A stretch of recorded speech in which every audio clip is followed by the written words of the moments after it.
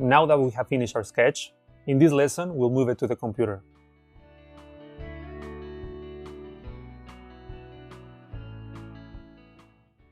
Once our sketch is done, we're going to translate it to the digital space. I'm going to use Illustrator, but you might not have Illustrator or you prefer other vectorial software, so I don't think that there is a lot of differences.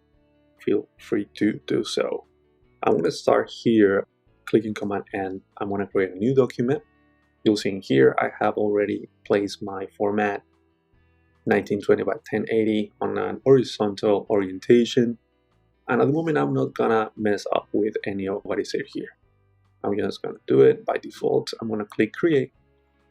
Now we have this beautiful white canvas. I'm gonna click Layers. I'm gonna float this menu here. I'm gonna start by creating another layer by clicking this button here. I'm gonna call that Sketch, and I'm gonna call the other one Artwork. Now place this sketch below Artwork. I'm going to also start by creating some guides in here. Before I place my sketch, I think it's important to start fresh with some guides to place, and really what I want is just the center of this canvas. I'm going to click M and then click Command U. Command U is going to be your smart guide, so you'll see that we have now this help in magenta, the corners, and M was our rectangular tool. Drag the box there, leave it there, and then I'm going to click Command R. Those are going to be our rulers, and by dragging from the rulers all the way down, you let go when it hits center, and I'm going to do the same on the vertical side. And now you can remove that box. It's just for knowing which is our center. And now I'm going to select the sketch layer, go to File, Place, and I'm going to bring my sketch in. Draw a window here, and here's our beautiful sketch. The moment is a bit pixelated, but I really don't mind, because what I want is just have this as my skeleton for composition and really knowing what to do. We have our menu of fonts pre-selected here, which is very helpful, and I'm going to also change the opacity of this part. I'm gonna go transparency here and maybe about 40%. Bring it down, and I'm gonna lock that layer. Clicking here. Now select Artwork, and let's start filling this composition with some beautiful type. This class is a class about typographic compositions. So the purpose is to have ownership and authorship using fonts. The font tool in here in this software is the letter T. If you press that, that will display you the tool, and I'm going to show you two ways to do this. One is by creating a bounding box for your text, and that's going to create like a text box that if you are working with big pieces of text, this is great because then you can adapt and change this box as much as you want, which is very useful. But what this is not allowing you is treating this as a shape, which in our case, when I place letters, you'll see that it's going to be very hard to manipulate that. The way to do this is by double-click, select that, and then you'll go to the menu on top, and then you can increase the point size. But it's going to take me a while. So what you'll do is you see here on the right-hand side of that bounding box, there's a blue circle. Double click that, and it's going to change to white, and it's going to be adapted to the shape of that text. So now if you go to one of the corners of the bounding box and click Shift, you're going to drag that to the right, and that will translate that text into a shape, but also is something that you can edit. I'm going to leave it like that. I'm going to select another font that looks like my menu that is regular. Go to the menu up here. Select a family up here. So I'm going to go with Acumen Variable Concept. That is a beautiful font. Has a lot of members in the family. And I'm thinking something like this. It's not exactly regular, but I think this is going to look great for our title. I'm going to scale this down. And another thing that I want to do right now is to change the paragraph from left to right to center. And then I'm going to bring the center of the bounding box, these two guys here, to center of our composition. And that's why having guides is very important. I'm going to change a little bit of the spacing at this point. So bring the character panel closer to you. And then let's change the tracking a little bit more. Just opening it up a little bit so you have more flexibility later defining that box. At the moment, this is our box, like from here to here. We have done it in our sketch, and I think this might work for now. You also see that we are all centered with the sketch. If we want to move that, I think that's going to be easier. Don't get distracted by the center of that bounding box of the sketch. We have this part here. Now click Alt Shift, drag it up, do another copy of your text, and I'm going to have the two that here. Now I'm going to bring that down. Even if two the letters are in different sizes, they are both sharing different similar properties. In this case, the spacing and the font choice. These are the kind of things that are important when using composition, so you have more flexibility in how to increase and decrease elements in this part. And it's not going to feel so disconnected. There's still going to be some harmony.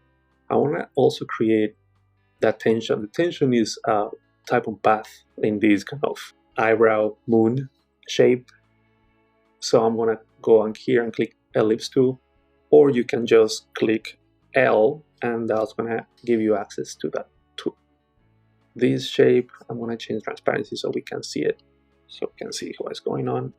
Again, move it to the center and adapt that curve to something closer to what you sketch. Of course, it doesn't need to be exactly perfect. Once you have done your sketch, the sketch is just a guidance for you. It doesn't need to be exactly the same. At least that's the way I work. I think this looks good. I'm going to click T. If you just go to this tool, what you will do in the shape, if you go like this, it's going to right inside that shape. But that's not really what we want. So go to the menu, type in Path 2, and click somewhere here. This part is going to be the attention part. Because our alignation of the paragraph is in the center, move all the text here. But we want to have it on the left. So this is what we're going to do. We're also missing one letter and increase that point size. We have these handles here, which also are helpful to manipulate a little bit more of the position of our text. You have one here and the other one here. One is the start of the text and the other one is the end. So the more you go, and I'll do it here, the letters start disappearing because that's your end. The other thing that you can do is changing the baseline where your text is seated. In this case, it's seated on the baseline. I really want that to be in the center as I did in my sketch. So go to type on path options, and in here, align to path, click center, and preview so you can see how that changes. Once that's done, we're looking here for a medium condense. So I'll go to my menu up here again. And rough cut, I think is gonna work. This is a type by Simon Walker, which is an incredible typographer. And I'm gonna increase the point size as well. So again, because I am using the properties that I selected for the letters, even if this is not the same, they're going to have some similitudes, and I think it's important at this point that even if there are different font choices, you have something similar, or they're sharing something. So then you remember that we're talking about the rhythm. So it's vertical and horizontal. So in here we have definitely some vertical rhythm by the spacing of the letters, at least on the title. I'm going to give some room to my text here. We don't want to have a sandwich onto the, so I'm going to do that right now. Another thing that I want to do at this point is letters, because we have a straight line coming in with the L, and then we have something more irregular and circular on the S. If you just look at this side of the composition with the straight line of the N and then the regular of S, it almost feels like we have more space on this side than on this one. It looks very harsh how this starts here. I want to start this a little bit in, so we have this shape.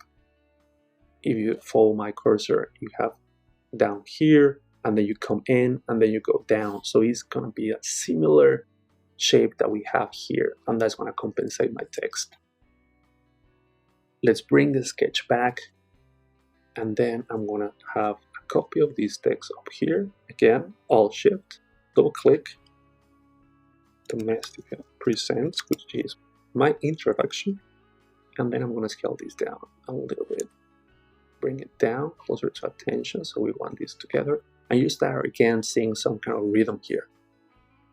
I'm gonna have more spacing on that part. Okay, maybe a little bit bigger. And then I'm gonna adjust here, about 50 points. That sounds. And I'm making this decision because the space I'm seeing here. So we have the baseline of attention, and then we have the top of letters. And that is really creating the negative spacing here, but we're gonna actually talk more about that in our next lesson. So we want that same spacing, at least optically, at the top and the bottom. Something like that. So now we go to the other part, that is the other title, or the art of working with typography. I'm making these decisions of uppercase and lowercase completely at my own taste. This might be grammatically incorrect, but I'm just doing that for the sake of my composition. We can do it all in caps or not. I think it's going to look better like this. So I'm going to go up here and I'm going to apply a filter to really look for scripts. This is an excellent tool that Illustrator has, and I love it. I think it makes everyone's work so much easier, especially working with type. So click there and it's going to display in your menu all the script fonts that you have. You see that I don't have a lot, but in reality what I will do in this composition is hand letter all that, because in script that's what I do. But since this class is not about lettering, I'm going to use a font that I have here. SignPainter looks good, and the house script I think is going to work just great. I'm going to bring my guides back. You see that the connections of the script are not really touching, and actually we want the scale up a little bit of that. So I'm going to just change the spacing. I'm going to go down to 0. And you see here there are these little bumps. The connections are not really touching. Let's make it a bit more realistic. As an excellent SignPainter really painted this, I'm going to scale that up and put it on the center. This is looking good. I'm missing 2 more that are on the bottom. So these are going to be our little kind of vignettes here. That is going to be a class by designer. Maybe you do your own exercise and you have your name there. And you'll see here that one thing that I'm looking at right away is the spacing of the lines. I have this gap in here that I don't think looks comfortable, especially in the name. You see how much space is in between. It's not really the equivalent of what is happening in the letters. So you want a relationship between those two to be more harmonious. Remember that spacing is really what brings the letter shapes together. We have those 2 there. I'm going to do this kind of ticket that is twisting as well. That is not exactly type, of course, but I think it's adding an element of interest just to have these boxes here. That's something that I sometimes do in my own work, so including an element of illustration. If you don't feel comfortable with illustration, you don't need to do that, really. Or if you want, just create a simple geometric shape. I want to bring guides here so I know that I'm really in the center. This ending is really in the center. This looks good. And then I'm going to create this kind of ticket shape with an ellipse. Be sure that this is exactly in the center. And with the use of the Pathfinder, I'm going to punch that out. Window, Pathfinder, minus front, and that was going to subtract the shape on the front. because the shape is the same, so I'm going to just duplicate that, right click, transform, reflect vertically, and then just see that the beginning and the both shapes are exactly in the center. Please hide the sketch, hide the guides, and okay, align these two here. Maybe this text is a little bit too big for this part, and I'm going to change the spacing a little bit. Maybe this one too.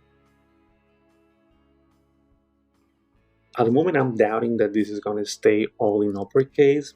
Let's save that aspect to when this composition is ready for us to review. We're going to do that later.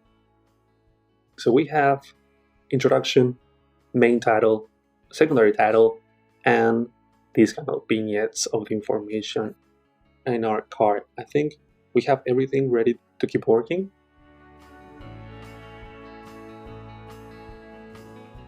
All right, I think this is looking really good right now. In the next lesson, we'll learn about negative space and how we can use it to elevate our design.